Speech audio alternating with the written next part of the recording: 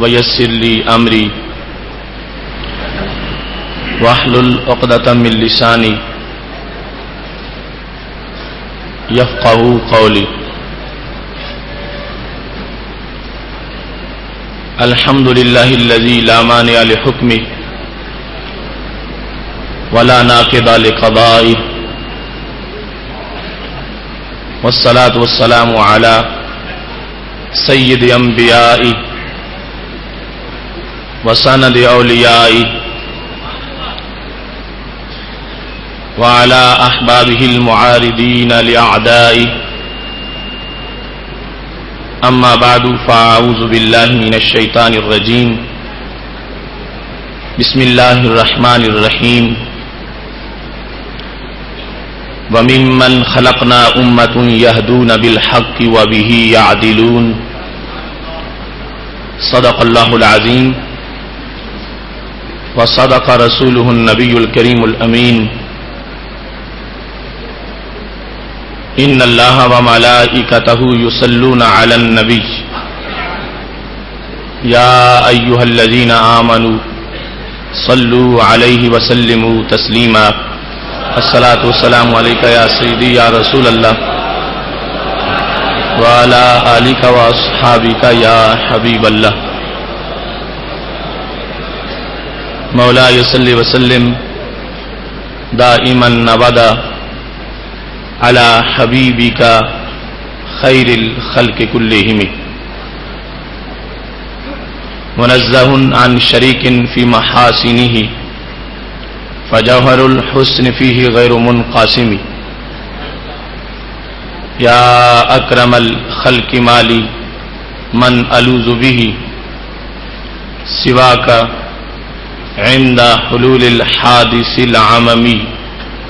ربي صل وسلم دائما أبدا على حبيبك خير الخلق كلهم. اللہ تبارک و تعالی جل جلالہ وعم نوالہ واتم برہانہ وعظم شانہ کی حمد و ثنا اور حضور سرور کائنات مفخر موجودات زینت بزم کائنات دستگیر جہاں غم گسار زماں سید سربراں حامی بے قسام قائد المرسلین خاتم النبیین احمد مجتبی جناب محمد مصطفیٰ صلی اللہ علیہ وآلہ واصحابہ وبارک وسلم کے دربار گہر بار میں ہدیہ درود السلام عرض کرنے کے بعد وارثان منبر و محراب، ارباب فکر و دانش، اصحاب محبت و مودت، نہایت ہی معزز و محتشم حضرات و خواتین، سامعین و ناظرین، رب ذوالجلال کے فضل اور توفیق سے ادارہ صراط مستقیم کے زیر اہتمام فہم دین کورس کے نہایت ہی اہم سیشن میں ہم سب کو شرکت کی سعادت حاصل ہو رہی ہے. رب ذوالجلال کی رحمتوں کا نزول ہو رہا ہے. فضاؤں میں مغفرت ازدی کے بادل منڈلا رہے ہیں. دلوں کی کھیتیاں سرسبز و شاداب ہیں. ماتھے کھلے ہیں اور چہرے کھلے ہوئے ہیں. ایسے میں آج ہماری گفتگو کا موضوع ہے ہاں ہم سنی ہیں. میری دعا ہے خالق کائنات جل جلالہ ہم سب کو قرآن و سنت کا فہم عطا فرمائے اور قرآن و سنت کے ابلاغ و تبلیغ اور اس پر عمل کی توفیق عطا فرمائے. یقیناً ہمارا یہ موضوع بڑا اساسی موضوع ہے اور کلیدی موضوع ہے.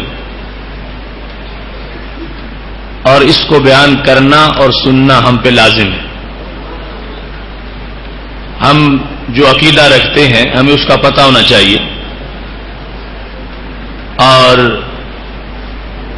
ان حقائق کو ہر وقت ہمارے سامنے ہونا چاہیے. ہم کسی کے بارے میں یہ نہیں بتانا چاہتے کہ وہ کون ہے، ہم اپنے بارے میں بتا رہے ہیں کہ ہم کون ہیں، اور یہ ہمارا حق ہے اور یہ ہمیں ہر جگہ بیان کرنا چاہیے. ہاں ہم سنی ہیں، موضوع یقیناً لطافتوں اور نزاکتوں سے لبریز ہے. یقیناً اس میں ایسی چاشنی ہے کہ شاید شہد میں بھی ایسی چاشنی موجود نہیں ہے. اس کے اندر اس قدر چمک ہے جتنی چمک چمکتے آفتاب میں بھی نہیں.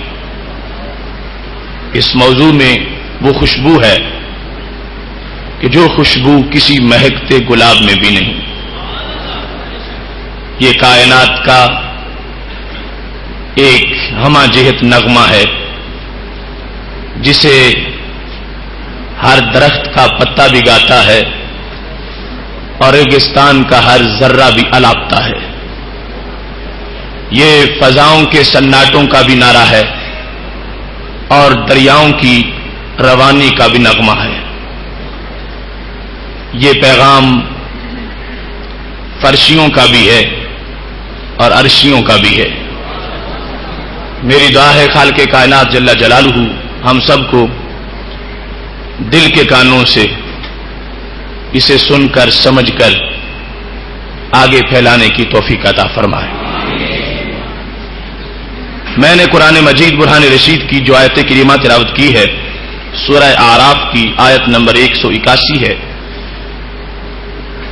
خالق کائنات جل جلالہ ارشاد فرماتا ہے وَمِمَّنْ خَلَقْنَا أُمَّةً and out of our making our community يَهْدُونَ بِالْحَقِّ tell truth وَبِهِ يَعْدِلُونَ and do justice over them. خالق کائنات جل جلالہ ارشاد فرماتا ہے کہ میری مخلوق میں سے جن کو میں نے پیدا کیا ان بندوں میں سے ایک جماعت ایسی جماعت ہے جو حق بولتی ہے، حق بتاتی ہے اور پھر اس کے ساتھ انصاف کرتی ہے. خالق کائنات جل جلالہ اپنے بندوں میں سے بندوں کی ایک جماعت کی تعریف کر رہا ہے کہ وہ حق بتاتے ہیں اور پھر اس پر انصاف کرتے ہیں. اس برحق جماعت کو اہل سنت و جماعت سے تعبیر کیا جاتا ہے.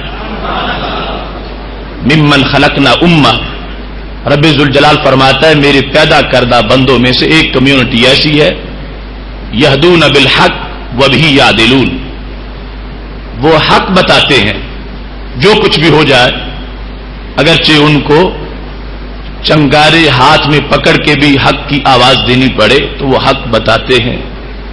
وبہ یعدلون اور پھر اس کے ساتھ انصاف کے تقاضے پورے کرتے ہیں. اب ہم لفظ اہل سنت کے پس منظر کی طرف آتے ہیں. چونکہ ہمارے موضوع کا جو حصہ ہے ہاں ہم سنی ہیں، تو سنی اہل سنت کا ایک مخفف ہے. اہل سنت و جماعت یا اہل السنت والجماعت، یہ دونوں طرح اس کو پڑھا جا سکتا ہے. اگر سنت پر الف لام داخل کرنا ہے تو پھر جماعت پر بھی کرنا ہے. اہل السنت والجماعت یا اہل سنت و جماعت. تو جو سنت کی طرف منسوب ہو اس کو سنی کہا جاتا ہے. تو لفظ اہل سنت کا پس منظر ہمارے سامنے ہونا چاہیے کہ یہ لفظ کہاں سے آیا ہے، یعنی یہ کہاں کی چمک ہے جو ہمارے سینوں میں ہے، اور یہ خوشبو کس گلشن کی ہے جو آج بھی ہماری فکر کو معطر کر رہی ہے. لفظ اہل سنت کا پس منظر قرآن مجید برہان رشید کی ہی خیرات ہے. رب ذوالجلال کا فرمان ذی شان ہے یوم تبیض وجوہ و تسود وجوہ، قیامت کے دن کو بیان کرتے ہوئے رب ذوالجلال نے فرمایا ہے اس دن کچھ چہرے سیاہ ہوں گے اور کچھ چہرے سفید ہوں گے. یوم تبیض وجوہ، کچھ چہرے چمک والے ہوں گے، سفید ہوں گے. وتسود وجوہ، اور کچھ چہرے سیاہ ہوں گے. جس وقت سید عالم نور مجسم شفیع معظم صلی اللہ علیہ وسلم نے یہ آیت کریمہ صحابہ کرام علیہم رضوان کے سامنے پڑھی، تفسیر در منصور میں ہے جلد نمبر 2 صفحہ نمبر 291 پر کہ حضرت عبداللہ بن عمر رضی اللہ تعالی عنہ کہتے ہیں کہ اس کی تفسیر جو ہمارے محبوب علیہ السلام نے اپنی زبان مقدس سے کی تو اس طرح تھی. پاک محبوب علیہ السلام ارشاد فرما رہے تھے یوم تبیض وجوہ اہل السنہ، کہ قیامت کے دن اہل سنت کے چہرے چمک رہے ہوں گے. وتسود وجوہ اہل البدع، اور قیامت کے دن اہل بدعت کے چہرے سیاہ ہو چکے ہوں گے. سید عالم نور مجسم شفیع معظم صلی اللہ علیہ وسلم سے سند کے ساتھ اس تفسیر کو روایت کیا گیا، اور حضرت عبداللہ بن عمر رضی اللہ تعالی عنہ محبوب علیہ السلام سے سن کے بتا رہے ہیں کہ کیا قرآن مجید کے اس مقام پر چوتھے پارے میں بھی جو جن چہروں کی چمک کا تذکرہ ہو رہا ہے اور جن کی سفیدی کو اللہ بیان کر رہا ہے، یہ اہل سنت و جماعت کے چہرے ہوں گے کہ جب دوسرے لوگوں کے چہروں کے چراغ گل ہو چکے ہوں گے اور وہ مرجھا چکے ہوں گے، خالق کائنات جل جلالہ ان چہروں کو گلابوں جیسی مہک عطا فرمائے گا. حضرت ابو سعید خدری رضی اللہ تعالیٰ عنہ وہ بھی صحابی ہیں، وہ کہتے ہیں کہ جس وقت سید عالم صلی اللہ علیہ وسلم نے یہ آیت پڑھی تو آپ نے تشریح کی، قال یوم تبیض وجوہ اہل الجماعات والسنہ، کہ اس سے مراد وہ لوگ ہیں جو جماعت والے ہیں اور سنت والے ہیں، ان کے چہرے قیامت کے دن چمک رہے ہوں گے اور سفید ہوں گے. ایسے ہی در منصور میں حضرت عبداللہ بن عباس رضی اللہ تعالی عنہ کا قول ہے، وہ بھی کہتے ہیں یوم تبیض وجوہ اہل السنت والجماعہ، کہ قیامت کے دن امتیاز کا دن ہے، فرق کا پتہ چلے گا. آج تو محفل میں ملے جلے لوگ بیٹھ جاتے ہیں اور دل کی جو چمک ہے ہم اس کا چہروں سے اندازہ نہیں لگا سکتے. اگرچہ بعض لوگوں کے چہرے پہچانے جاتے ہیں اور پہچان چمک کے لحاظ سے بھی ہوتی ہے اور اندھیرے کے لحاظ سے بھی ہوتی ہے، لیکن بالخصوص قیامت کا دن جو ہے اس دن سارے حق والوں کے چہرے یوں چمک رہے ہوں گے کہ پورے محشر میں یہ پتہ چلے گا کہ یہ وہ لوگ ہیں کہ دنیا میں جن کے دلوں میں ایمان کا نور جلوہ کر رہا ہے. در مسعود میں یہ تینوں اقوال یعنی 2 احادیث اور ایک اثر صحابی کا یہ موجود ہے. ایسے ہی سید عالم صلی اللہ علیہ وسلم کی حدیث کے لحاظ سے لفظ ان اہل سنت و جماعت ایک جانا پہچانا لفظ ہے. اس کا پس منظر حدیث شریف میں بھی ہے، اور یہ حدیث شریف جامع ترمذی میں موجود ہے.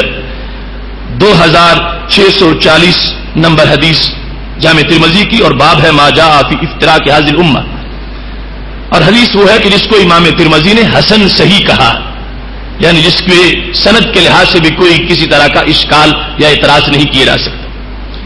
سیدنا ابو ہریرہ رضی اللہ تعالیٰ عنہ روایت کرتے ہیں کہ سید عالم صلی اللہ علیہ وسلم نے ارشاد فرمایا ہے تفرقت الیہود علی 71 فرقہ، یہودی 71 فرقوں میں تقسیم ہو گئے، اور 72 فرقہ یا 72 فرقوں میں، یعنی دونوں میں سے ایک لفظ راوی کے کہنے کے مطابق یہ موجود ہے. والنصارى مثل ذلك، اور عیسائیوں کے بھی ایسے ہی فرقے بن گئے. سید عالم صلی اللہ علیہ وسلم فرمانے لگے وتفترق امتی علی 73 فرقہ، میری امت 73 فرقوں میں بٹ جائے گی. اب یہاں پر امت کے اندر جو افتراق آنے والا تھا اس کی سید عالم صلی اللہ علیہ وسلم نے خبر دی، اور وہ افتراق واقع میں لوگوں نے دیکھا اور آج ہمارے سامنے موجود ہے. تو اس حدیث شریف سے پہلا ہمیں یہ سبق ملا کہ ہمارے نبی علیہ السلام جو مستقبل کی خبر دیتے رہے سچی خبر دیتے رہے، اور اس وقت کے حالات کے مطابق، حالانکہ اس وقت تو فرقے نہیں بنے تھے، لیکن نبی علیہ السلام نے آج کی بات بتائی تھی، اور جو اس وقت آج کی بات بتائیں ان کے علم کو اللہ کی عطا سے علم غیب کہا جاتا ہے. اور سید عالم صلی اللہ علیہ وسلم نے جو کچھ بعد میں ہونے والا تھا وہ بیان کیا. اور یہاں پر جو لفظ امت آیا ہے اس کی بھی تشریح ہونی چاہیے. کچھ لوگ اس حدیث کا مطلب بیان کرتے ہوئے کہتا ہے کہ ان فرقوں سے مراد وہی یہودیوں کے فرقے ہیں یا عیسائیوں کے فرقے ہیں. ان فرقوں سے مراد وہ فرقے ہیں جو لا الہ الا اللہ محمد الرسول اللہ پڑھنے والوں میں بنے. یہودیوں کے فرقے اور عیسائیوں کے فرقے ان کا یہاں پر تذکرہ ہی نہیں. ان کے مقابلے میں یہ بات بیان ہو رہی. ان کے اپنے فرقے تھے, یہود کے اپنے تھے, عیسائیوں کے اپنے تھے, اور کلمہ گو جو ہمارا کلمہ اسلام ہے اس کو پڑھنے والوں کے اپنے پھر 73 فرقے بنے. کیونکہ لفظ امت کی دو قسمیں ہیں, ایک ہوتی ہے امت اجابت اور دوسری ہوتی ہے امت دعوت. امت دعوت پوری انسانیت ہے, یعنی ہمارے نبی علیہ السلام کی امت دعوت یہودی بھی ہے, عیسائی بھی ہیں, بت پرست بھی ہیں, مجوسی بھی ہیں, مشرک بھی ہیں. امت دعوت کیا ہوتی ہے کہ جن کو دعوت دی جائے کہ تم کلمہ پڑھو, تو ساری انسانیت کو دعوت ہے, تو لہذا ساری ہی امت دعوت ہے. لیکن امت اجابت صرف وہ ہیں جنہوں نے کلمہ پڑھا ہے. تو سید عالم نور مجسم شفیع معظم صلی اللہ علیہ وسلم کی اس حدیث میں جو لفظ امت استعمال کیا گیا تو اس لفظ سے مراد امت دعوت نہیں, امت اجابت ہے. کہ میرے نبی علیہ السلام فرما رہے ہیں کہ جن لوگوں نے میرا کلمہ پڑھا ان کے اندر اس طرح کی تقسیم ہو جائے گی کہ وہ 73 فرقوں میں بٹ جائیں گے. اب اس کے ساتھ ہی جو جامع ترمذی میں حدیث شریف ہے اس کا دوسری حدیث کے آخر کا یہ حصہ ہے کہ رسول اللہ صلی اللہ علیہ وسلم نے فرمایا کلہم فی النار الا ملۃ واحدہ, وہ سارے کے سارے جہنمی ہوں گے سوائے ایک ملت کے. 73 میں سے 72 جہنم میں جائیں گے اور ایک ان میں سے ملت واحدہ وہ جنت میں جانے والی ہوگی. اب جس وقت یہ ہم الفاظ حدیث صحیح سے بیان کر رہے ہیں اس میں سند کی بھی کمزوری نہیں ہے اور مفہوم بالکل واضح ہے, تو اس سے یہ پتہ چلا کہ وہ کلمہ گو حضرات کہ جنہوں نے کلمہ اسلام پڑھا ہے اس کے بعد تفریق ہو گئی ہے اور افتراق کے بعد قسمیں بن گئی ہیں. ان میں سے ایک قسم جس کی نشانیاں بھی ہم بیان کریں گے وہ جنتی ہے اور باقی تمام جہنمی ہیں اور ان کا جنت کے ساتھ کسی طرح کا کوئی سروکار نہیں ہے. لیکن یہاں ایک بڑی ضروری وضاحت ہے. ایک تو لفظ ملت کے لحاظ سے اور دوسرا جہنم میں جانے کے لحاظ سے. یہ جو کہا گیا کہ 72 جو ہیں وہ جہنمی ہیں اور 72 کے اندر اختلاف بھی ہوگا اور ایک ملت جنتی ہے اور اس میں اختلاف نہیں ہوگا. اب یہ جو جنتی ملت ہے جس میں اختلاف نہیں ہوگا اس اختلاف سے مراد ہے اصولی اختلاف نہیں ہوگا, فروعی اختلاف ہو سکتا ہے. مثال کے طور پر شافیوں, حنبلیوں, مالکیوں اور حنفیوں کا اختلاف ہے نماز کے مسائل کے اندر, تو یہ حنفی, شافی, مالکی, حنبلی یہ کوئی ان 72 فرقوں میں سے نہیں, یہ ایک ہی اہل سنت و جماعت کے شعبہ جات ہیں. یہ جدا جدا فرقے نہیں, حنبلی ہو یا مالکی ہو یا حنفی ہو یا شافی ہو, عقیدہ کے لحاظ سے تمام اہل سنت ہے اور ان میں سے کوئی بھی غیر اہل سنت نہیں ہے. اور ان میں اختلاف بھی ہے مگر وہ اختلاف اصول کا نہیں ہے, وہ چند فروعی مسائل کا ہے.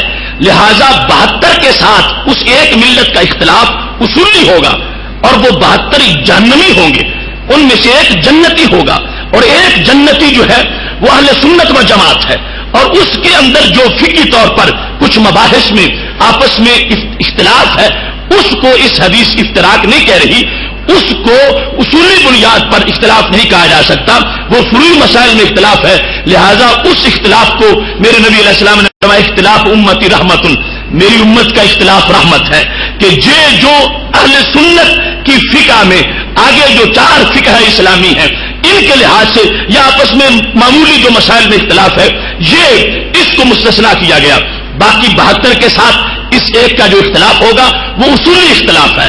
اور اس کے بعد یہ جو کہا گیا کہ ایک جنتی ہے باقی سب جہنمی ہیں, اب اس میں یہ بھی لوگوں کو غلط فہمی ہوتی ہے کہ ایک جنتی سے مراد یہ نہیں ہے کہ جو ایک ملت اہل سنت ہے وہ ہر حال میں جنتی ہے, یعنی جتنے بھی گناہ کر لیں پھر بھی جنتی ہے. یہاں جنتی اور جہنمی ہونے کا جو فرق بیان کیا جا رہا ہے تو از روئے عقیدہ کے بیان کیا جا رہا ہے کہ سید عالم صلی اللہ علیہ وسلم فرما رہے ہیں عقیدے کے لحاظ سے ان 73 میں سے 72 عقیدے کی بنیاد پر جہنمی ہوں گے اور ان میں سے ایک عقیدے کی بنیاد پہ جنتی ہوگا. اب عقیدے کی بنیاد پر جو جنتی ہے اس میں آگے ہو سکتا ہے کہ اگر کسی کا عمل خراب ہو تو وہ جہنم میں چلا جائے. یعنی کوئی یہ نہ سمجھے کہ اہل سنت اگر میرا عقیدہ ہے تو پھر میں کسی عمل کی وجہ سے بھی جہنم میں نہیں جاؤں گا. اہل سنت کے برحق ہونے کا مطلب یہ ہے کہ اہل سنت عقیدہ جب بندے کا ہوگا تو عقیدہ کے لحاظ سے وہ پاس ہوگا, عقیدہ کے لحاظ سے کامیاب ہوگا, عقیدہ کے لحاظ سے گرفت نہیں ہوگی, عقیدہ کے لحاظ سے اس کو حتمی حیثیت دے دی جائے گی اور دوسرے عقیدے کے لحاظ سے مارے جائیں گے.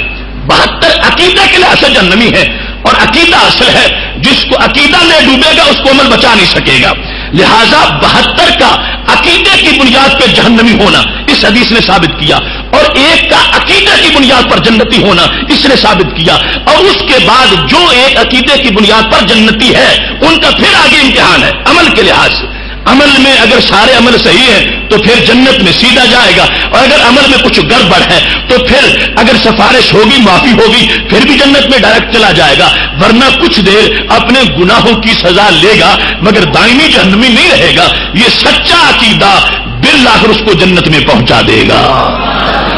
لہذا اس حدیث میں بڑا لوگ گڑبڑ کرتے ہیں. ہم نے کئی لوگوں کو یعنی اپنے تین مفکر بنے ہوئے تھے اور اس معنی میں آگے غلطی کرتے رہے اور یہ کہتے رہے کہ یہ حدیث اس لیے صحیح نہیں ہے کہ پھر تو پتہ یہ چل جائے گا کہ جو سنی ہو جتنا بڑا گناہگار ہو پھر بھی جنت میں ہی جائے گا. یہ حدیث بالکل سچی ہے اور مفہوم اس کا سچا ہے. یہاں جنتی جو قرار دیا جا رہا ہے تو اہل سنت کو عقیدے کے لحاظ سے جنتی ہے, اور پھر آگے اس میں عمل کا علیحدہ معاملہ ہے. جس کا عمل کا بیڑا بھی پار ہو جائے گا, عمل صحیح ہوگا, عقیدے کے بعد عمل کی حیثیت ہے, بولے عمل کی وجہ سے بھی جنت میں چلا جائے گا, ورنہ اس کا بنیادی کام جنت والا ہو گیا. اب عقیدے میں پاس ہے تو باقی بات معمولی ہے, وہ اعمال کا معاملہ معاف ہو سکتا ہے, عقیدے والا معاملہ معاف نہیں ہوتا. اس واسطے یہ جس کا عقیدے کے لحاظ سے جو پاس ہو گیا ہے بعد میں اگر جہنم میں چلا بھی گیا تو دائمی طور پر نہیں ہوگا, کچھ وقت کے لیے جائے گا اور اللہ اس کو جنت کے شایان شان بنا کے یعنی تطہیر کے لیے جہنم میں بھیجا جائے گا اس کو کہ یہ پاک ہو جائے, جنت کے لائق ہو جائے, تو اللہ تبارک و تعالیٰ پھر اس کو جنت میں داخل فرما دے گا. یہ حدیث شریف اس کا جس وقت سید عالم صلی اللہ علیہ وسلم نے یہ لفظ بولے کہ کلہم فی النار الا ملۃ واحدہ, تو ترجمہ کیا بنا؟ عقیدے کی بنیاد پر 73 میں سے 72 جہنمی اور عقیدہ کی بنیاد پر ایک ان میں سے جنتی. پوچھا گیا یا رسول اللہ صلی اللہ علیہ وسلم بمن ہے, یا وہ جو ایک جماعت 73 میں سے ملت جس کو آپ نے فرمایا وہ جنتی ہے, ان کا تعارف کیا ہے, علامت کیا ہے, ان کی پہچان کیا ہے؟ تو اس پر میرے نبی علیہ الصلوۃ والسلام فرمانے لگے ما انا علیہ واصحابی, ان کی پہچان یہ ہے کہ ان کا وہی راستہ ہوگا جو میرے اور میرے صحابہ کا راستہ ہے, ان کی وہی پہچان ہوگی, وہی عقیدہ ہوگا. اب آپ نے اس موضوع پہ 2 پہلے لیکچر سنے ہوئے گزشتہ سال اور اس سال بھی, صحابہ کرام علیہم رضوان کا عقیدہ اس سلسلے میں, اور ابھی بھی ایمانی طریق گزشتہ جمعہ تو آپ نے سنا رسالت کو سمجھنے کا. تو ما انا علیہ واصحابی یہ علامت بتائی ہے ہمارے محبوب علیہ السلام نے, اور رب ذوالجلال کا شکر ہے کہ خالق کائنات جل جلالہ نے یہ علامت اہل سنت محدثین مشائخ یا اولیاء یا علماء کوئی نہیں, ہر سنی کو یہ علامت عطا فرمائی ہے. اب اس سلسلہ میں خالق کائنات جل جلالہ کا شکر ہے کہ وہ علامت جس کو اجمال سے محبوب علیہ السلام نے بیان کیا, دوسرے مقامات پر تفصیل بھی آ گئی. الملل والنحل امام محمد بن عبد الکریم شہرستانی کی کتاب ہے, اس میں تمام فرق پر بحث کی گئی ہے اور گنے گئے ہیں کہ وہ کون کون سے ہیں 72 اور 73واں میں سے کون ہے. جلد نمبر 1 صفحہ نمبر 18 پر انہوں نے یہی حدیث کوٹ کی. کہتے ہیں کہ رسول اللہ صلی اللہ علیہ وسلم کا فرمان ہے ستفترق امتی علی 73 فرقہ, کہ میری امت ان قریب 73 فرقوں میں بٹ جائے گی. ان ناجیہ منہا واحدہ, ان 73 میں سے نجات والا ایک ہے. ان ناجیہ منہا واحدہ, 73 میں سے عقیدے کی بنیاد پر نجات پانے والا صرف ایک ہے. والباقون ہلکا, اور باقی سارے ہلاک ہونے والے ہیں. ہلکا یا ہلکا اس کو کہہ سکتے ہو, والباقون ہلکا, باقی جتنے ہیں وہ سارے ہلاکت والے ہیں. ان میں سے ایک جو ہے وہ ناجیہ, ناجیہ کا معنی نجات پانے والی جماعت. پوچھا گیا ومن الناجیہ, یا رسول اللہ صلی اللہ علیہ وسلم آپ بیان فرما دو وہ नाजिया कौन होगी, नाजिया पार्टी कौन है, निजात वाली कौन है, जो अकीदे की वजह से जहन्नम से बच जाएगी, वो कौन सी जमात है? तो मेरे महबूब अलैहिस्सलाम के लफ्ज थे अहलुस सुन्नत वल जमा। ये अल मिलल व नहल के अंदर ये अल्फाज मौजूद है, काला अहलुस सुन्नत वल जमा। कि सैयद आलम नूर मुजस्सम शफी मुअज्जम सल्लल्लाहु अलैहि वसल्लम ने फरमाया अकीदे की बुनियाद पर जो जन्नत के मुस्तहिक होंगे वो अहले सुन्नत व जमात हैं। कीला वमा सुन्नत वल जमा। तो फिर पूछा गया वो सुन्नत और जमात क्या होती है, सुन्नत और जमात का मतलब क्या है? तो इसकी वजाहत में मेरे नबी अलैहि सलाम ने फरमाया मा आना अलैहि अल यौम व असहाबी। आज हम जिस रस्ते पे मौजूद हैं कल उसको अहले सुन्नत कहा जाएगा। अल यौम का लफ्ज ये बोलकर कि आज अगरचे लफ्ज अहले सुन्नत इतना मुतारफ नहीं है, अल यौम आज जिस रस्ते पर हम हैं वही कल को अहले सुन्नत कहलवाएगा, उसी को सुन्नी कहा जाएगा। तो सैयद आलम नूर मुजस्सम शफी मुअज्जम सल्लल्लाहु अलैहि वसल्लम ने वाज़ेह तौर पर इस लफ्ज को बयान किया। लिहाजा जब हम पे ये लफ्ज बोला जाता है सुन्नत व जमात का, तो ये वो है जो शुरू से हमारे लिए महबूब अलैहिस्सलातु वस्सलाम ने पसंद फरमाया है। तीसरे नंबर पर इमाम नसर बिन मोहम्मद समरकंदी, जिनका विसाल 383 हिजरी में हुआ, यानी मुतकद्दिमीन में से हैं, उनकी किताब है तंबीहुल गाफिलीन। उसके सफ़ा नंबर 319 पर इसी हदीस को उन्होंने जब जिक्र किया, कहते हैं कि रसूलुल्लाह सल्लल्लाहु अलैहि वसल्लम ने फरमाया इफ्तारकत बनु इसराइल अला इहदा व सबईन फिरका। बनी इसराइल के 71 फिरके बन गए। व इन हाजिल उम्मा सतफ्तारिकु अला इस्नतैन व सबईन फिरका। और ये उम्मत जो है ये 72 फिरकों में तकसीम हो जाएगी। इहदा व सबऊन फिन्नार, उन 72 में से, अब मजमूई तादाद 72 इस हदीस में बयान की, 72 में से 71 फरमाया वो जहन्नमी होंगे, व वाहिदा फिल जन्ना, और उनमें से एक जन्नती होगा। अब ये भी उसको समझने के लिए कि अकीदे की बुनियाद पर, और ये जान ले कि जो अकीदे के लिहाज से फेल हो गए उनका अमल का मामला ही गोल हो जाएगा, यानी अमल बिल्कुल वैल्यू ही नहीं होगी, अमल का भाव ही नहीं लगेगा, अमल का कोई वजन ही नहीं बनेगा, अमल देखा ही नहीं जाएगा। और जिनका अकीदे वाला पहलू पास हो गया उनके अमल फिर चेक हो जाएंगे, और अमल के लिहाज से अगर पास हैं डायरेक्ट जन्नत में चले जाएंगे, वरना थोड़ा बहुत जो उनके साथ होगा सरदर्श के लिए, उसके बाद खालिक़े कायनात उनको जन्नत अता फरमा देगा। अब इस हदीस शरीफ में कालू या रसूल अल्लाह सल्लल्लाहु अलैहि वसल्लम मा हाज़िहिल वाहिदा, सहाबा ने पूछा या रसूल अल्लाह सल्लल्लाहु अलैहि वसल्लम वो एक जिसको आप जन्नती करार दे रहे हो वो कौन सी जमात? काला अहलुस सुन्नत वल जमा। तो सैयद आलम नूर मुजस्सम शफी मुअज्जम सल्लल्लाहु अलैहि वसल्लम ने खुद ये तलफ़्फ़ुज़ फरमाया कि वो अहले सुन्नत व जमात है, यानी सुन्नत वाले भी हैं जमात वाले भी हैं। यानी ये भी नहीं है कि ढाई टोटलू हूं, और ये भी नहीं है कि वो कोई मनसूख दीन लिए फिरते हो, क्योंकि सुन्नत उस तरीके को कहा जाता है कि जो नबी अलैहिस्सलातु वस्सलाम की तरफ से और अल्लाह की तरफ से इस उम्मत के लिए राह अमल है और निसाब जिंदगी है, उस सारे को सुन्नत से ताबीर किया जाता है। तो महबूब अलैहिस्सलातु वस्सलाम ने फरमा दिया अहलुस सुन्नत वल जमा, कि वो हजरात अहले सुन्नत व जमात हैं। तो इस तरह हदीस शरीफ में भी इसका पस मंजर हमारे सामने मौजूद है।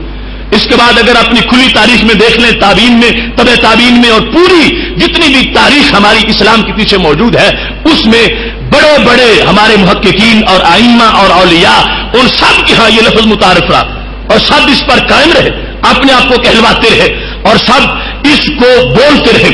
ऐसे ही जिस वक्त हजरत गौस आजम रज़ी अल्लाह तआला अन्हु की तरफ मंसूब बुनियत तालिबीन में जिस वक्त वहां पर फिरक की बात होती है, तो सफा नंबर 121 पर उनका कौल मौजूद है व अम्मल फिरक़तुन नाजिया तो फहिया अहलुस सुन्नत वल जमा। हजरत गौस पाक फरमाते हैं जो नाजिया फिरका है वो अहले सुन्नत व जमात है। 5वें नंबर पर नसीमुर रियाज शरह शिफा, इसमें इमाम शहाबुद्दीन खिफाजी जिल्द नंबर 4 और सफा नंबर 154 पर वो इरशाद फरमाते अन नाजिया मिनहा वाहिदा। इस हदीस की तशरीह करते हुए कहते हैं अजिल फिरकतुन नाजियतु मिन हाजिल फिरके फिरकतुन वाहिदा व हुम अहलुस सुन्नत वल जमा, कि इन फिरकों में से निजात वाली एक ही जमात है और वो अहले सुन्नत व जमात है। और उनकी शान क्या है? अल मुतमस्सिकून बिकिताबिल्लाहि व सुन्नति रसूलिही सल्लल्लाहु अलैहि वसल्लम, वो किताब यानी कुरान मजीद से भी अपना ताल्लुक कायम किए हुए हैं और सुन्नत नबवी से भी अपना ताल्लुक कायम किए हुए हैं। इस बुनियाद पर ही उनको अहले सुन्नत कहा जाता है। नंबर 6 मुल्ला अली कारी ने मिरकात शरह मिशकात जिल्द नंबर 1 सफा नंबर 248 पर यह कहा है فلا شک ولا ریب انہم ہم اہل السنت والجماعہ.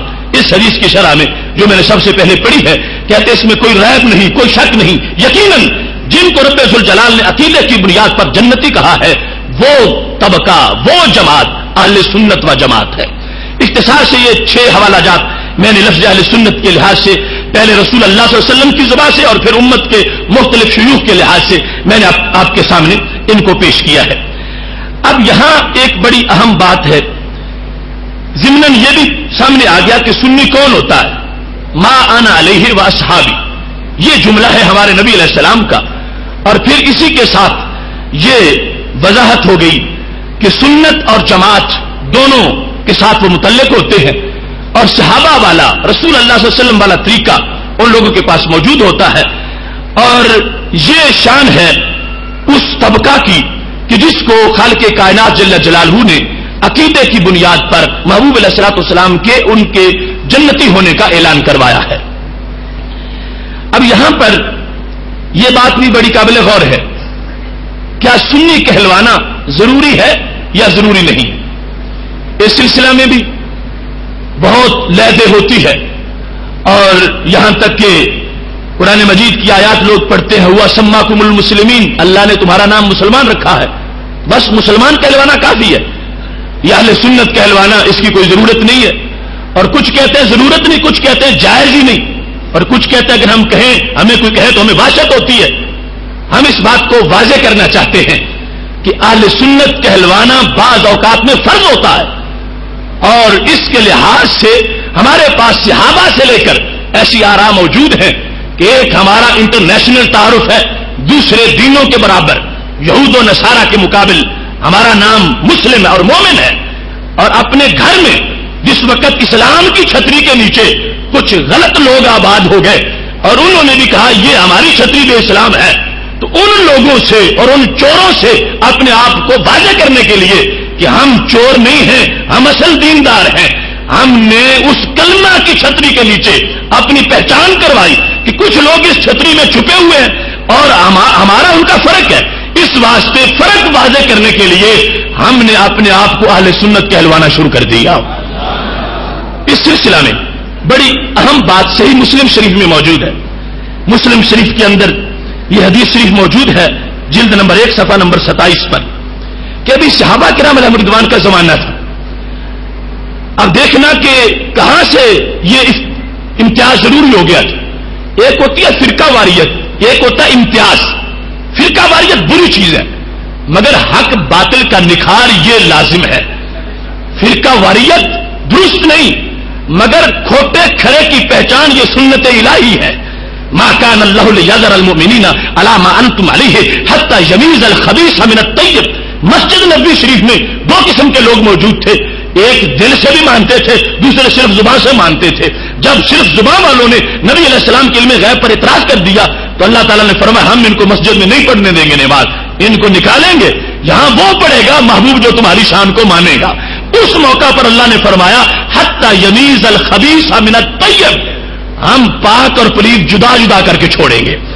یمیز کا لفظ, امتیاز اور تمیز کا لفظ بولا, کھڑے کھوٹے کو واضح کرنا, دودھ کا دودھ اور پانی کا پانی کرنا, یہ فرقہ واریت نہیں, یہ قرآن کا حکم ہے اور یہ سنت الہی ہے. اور اس روش کو لے کے ہم آگے چل رہے ہیں کہ خالق کائنات جل جلالہ نے خود ان لوگوں کو جن پر اس وقت مومن کا لفظ بولا جاتا تھا فرمایا ان میں کچھ گندے ہیں کچھ ستھرے ہیں. ستھرے ہیں صحابہ اور گندے ہیں منافق, لہذا ان کو مسجد سے نکالا جائے گا. اور یہ امتیاز جو اللہ نے کیا اسی امتیاز کے پیش نظر ہماری یہ گفتگو ہے کہ ہم اپنے آپ کو اہل سنت کہلوا کے اپنا امتیاز کروانا چاہتے ہیں کہ ہم وہ نہیں ہیں کہ جو زبان سے کلمہ پڑھیں اور دل میں عداوت بھی رکھیں, ہم اندر باہر سے پوری طرح ان کو ماننے والے ہیں. اب یہاں یحییٰ بن یعمر کہتے ہیں اول من قال کان اول من قال فی القدر بالبصر معبد الجہنی. صحابہ کا زمانہ ہے کہ بصرہ میں ایک فرقہ پیدا ہو گیا, قدریہ کا فرقہ. تو ان کی صورتحال کیا تھی؟ نماز پڑھتے تھے, روزہ رکھتے تھے, حج کرتے تھے, زکات دیتے تھے, قرآن کا درس دیتے تھے, حدیث کا بیان کرتے تھے. کوئی ہمارا ان کا ایسا معاملہ نہیں تھا کہ جہاں بندہ دیکھنے والا کہہ سکے کہ یہ ان میں کمی موجود ہے, کوئی کمی نہیں تھی. سب کچھ مکمل طور پر اڈاپٹ کرنے والے ہیں اور ہر چیز کی پریچنگ میں مصروف رہتے ہیں. بلکہ حدیث میں لفظ مسلم میں یتقفرون العلم کہ علم کے بڑے دل دادا تھے، دھنی تھے. دن رات درس قرآن اور دن رات بیان اور دن رات نیکیوں کی دعوت وہ دیا کرتے تھے. لیکن صحابہ نے کہا کہ یہ قوم صحیح نہیں، غلط ہے کلمہ گو، پڑھتے لا الہ الا اللہ محمد رسول اللہ. لیکن صحابہ نے کہا کہ ان کا فرق کروانا چاہیے کہیں سے جا کے. یحییٰ بن یامر وہ صحابہ سے فرق کروانا چاہتے ہیں. کہتے ہیں ہم بصرہ میں رہتے ہیں، ہمیں مصیبت پڑ گئی ہے، ہمارے پاس ایک قوم پیدا ہو گئی ہے، قرآن بھی ان کے پاس ہے، سنت بھی، نماز بھی، روزہ بھی، اور ہیں وہ پرلے درجے کے مردود. ہم جائیں تو کدھر جائیں؟ کوئی فرق نہیں پتا چل رہا کہ کھرا کون کیا ہے، کھوٹا کیا ہے، جھوٹا کون ہے، سچا کون ہے. یحییٰ بن یامر کہتے ہیں میں اور حمید بن عبد الرحمن ہم دونوں حج کرنے کے لیے مکہ شریف گئے. تو ہم نے کہا شاید ہمیں کاش کے کوئی صحابی مل جائے تو ہم ان سے فیصلہ کروائیں کہ ہمارا مسئلہ حل کرو. ہمیں تو وہاں پہ کلمے کی مار پڑ رہی ہے کہ ہیں دین کے چور اور کلمہ ہمارا پڑھتے ہیں دین کے چور اور درس قرآن ہمارے قرآن سے دیتے ہیں اور اسی حدیث کو بیان کرتے ہیں. کہتے ہیں جس وقت یحییٰ بن یامر کے ہم مسجد حرام میں پہنچے تو ہمیں صحابہ میں سے حضرت عبداللہ بن عمر مل گئے. حضرت عمر فاروق رضی اللہ تعالیٰ عنہ کے صاحبزادے عبداللہ بن عمر رضی اللہ تعالیٰ عنہ. کہتے ہم تو ان کو چمٹ گئے، ایک دائیں طرف سے ہو گیا ایک بائیں طرف سے ہو گیا اور ہم نے گھیر لیا کہ ابن عمر ہمارا مسئلہ حل کرو. کس انداز میں ہم نے ان کو تعارف کروایا. کہتے ہیں کہ ہم نے کہا کہ ظاہرہ قبلنا ناس، ہمارے ہاں کچھ لوگ ظاہر ہوئے ہیں، جس طرح تم دیکھتے ہو کہ کچھ ظاہر ہو جاتے ہیں، پہلے چھپے ہوتے ہیں اور پھر ظاہر ہو جاتے ہیں. کہنے لگے ظاہرہ قبلنا ناس، ہمارے ہاں کچھ لوگ ظاہر ہو گئے ہیں. یقرؤون القرآن، پہلی شان ان کی یہ ہے کہ قرآن پڑھتے ہیں. مطلب یہ ہے کہ تعارف کروانا چاہتے ہیں کہ قرآن پڑھتے ہیں. یہ نہ سمجھو کہ قرآن کے منکر ہیں، اگر قرآن کے منکر ہوتے تو ہم خود فیصلہ ان کا کر لیتے. قرآن پڑھتے ہیں. وَيَتَقَفَّرُونَ الْعِلْمَ، اور قرآن و حدیث کے بڑے عاشق ہیں، پڑھاتے بھی ہیں. پھر انہوں نے بڑی شان تقویٰ پرہیزگار بھی ان کا بیان کیا. لیکن ابن عمر ایک بات پر ہمیں وہ کڑوے لگتے ہیں، ایک بات پر کلمہ ہمارے ہی پڑھتے ہیں لیکن یزعمون اللہ قدرہ، وہ کہتے ہیں کہ ہم تقدیر نہیں مانتے. وَأَنَّ الْأَمْرَ أُنْفٌ، ان کا یہ عقیدہ ہے کہ جب کوئی واقعہ ہو جائے تو جیسے ہمیں پتہ چلتا ہے ایسے رب کو بھی پتہ چلتا ہے. جبکہ ہمارا یہ عقیدہ ہے نا کہ اللہ کو ازل سے سب کچھ پتہ ہے. تو یہ قدریہ فرقے کی بنیاد تھی. معبد جوہنی کا فرقہ جو ان کا لیڈر تھا، انہوں نے بصرہ سے تبلیغ شروع کی. ہاتھ میں قرآن ہے، حدیث ہے، تقویٰ ہے، پرہیزگاری ہے، نماز ہے، روزہ ہے، حج ہے، زکات ہے، کوئی فرق نہیں، اور ہیں دین کے چور. اب امتیاز کی ضرورت تھی. اگر یہ ہوتا کہ صرف کلمہ کافی ہے تو کلمے کے سائے میں تو ایسے بھی منحوس آ گئے تھے. تو اب ان سے امتیاز ضروری تھا. جب کہیں کسی مشترکہ نام میں کوئی گڑبڑ ہو جائے تو فوراً اپنے کھاتے جدا کر لیتے ہو، میری کمپنی کا اس کے ساتھ کوئی تعلق نہیں ہے، تاکہ اس کے گناہ میرے اوپر نہ پڑ جائے. یہ سبب تھا کہ جب اس کلمے کی چھتری کے نیچے صحابہ کے زمانے میں ایسے مردود پیدا ہو گئے، نمازی بھی ہے، روزے دار بھی ہے، سب کچھ ہے، مگر انہوں نے کہا ایک بات ہم نہیں مانتے، تقدیر نہیں مانتے. وَأَنَّ الْأَمْرَ أُنْفٌ، جیسے حادثہ ہو تو ہمیں پتہ چلتا ہے، ایسے ہی ہمارے رب کو بھی پتہ چلتا ہے، ازل میں کچھ بھی نہیں لکھا ہوا. یہ ان لوگوں کی ایک خرابی تھی جس کی بنیاد پر صحابہ نے برداشت نہیں کیا. ان کو نہ ان کا کلمہ دیکھا، نہ ان کی نماز دیکھی ہے، نہ ان کا روزہ دیکھا ہے، اور نہ ان کا حج دیکھا ہے، نہ ان کی زکات دیکھی ہے. میں صحیح مسلم کے ان الفاظ سے پوری ذمہ داری سے یہ کہہ رہا ہوں، اگر کوئی شخص مجھے نیرو مائنڈڈ کہتا ہے تو ابن عمر کو تو نہیں کہہ سکتا. حضرت عبداللہ بن عمر رضی اللہ تعالیٰ عنہ تو کھلے دماغ والے ہیں. جب ان کے سامنے ان لوگوں کی یہ علامتیں بیان کی گئی، انہوں نے کسی چیز کو نہیں دیکھا، نہ کلمے کو، نہ نماز کو، نہ قبلے کو، نہ کعبے کو کہ ادھر ہی منہ کر کے پڑھتے ہیں. انہوں نے فوراً اپنا فتویٰ دیا. مسلم شریف میں الفاظ موجود ہیں، کہنے لگے اذا لقیت اولئک، مجھ سے پوچھنے والوں جاؤ اور جب جا کے تم ان سے ملو، اخبرہم انی بریء منہم، انہیں جا کے کہہ دو کہ ابن عمر نے تم سے بیزاری کا اعلان کر دیا ہے. کیونکہ اس وقت شخصیت ان کی ایسی تھی کہ شرق و غرب تک ابن عمر کا فتویٰ چلتا تھا. اور بصرے والے وہ لوگ کہیں میرے نام کو استعمال نہ کرتے رہے میں صحابی ہوں اور میں نے صفہ پہ بیٹھ کے پڑھا ہے اور مجھے پتا ہے کہ چور کی چوری پر اس سے بیزاری اور اپنے آپ کو منقطع کرنا، برات کا اظہار کرنا یہ لازم ہو جاتا ہے۔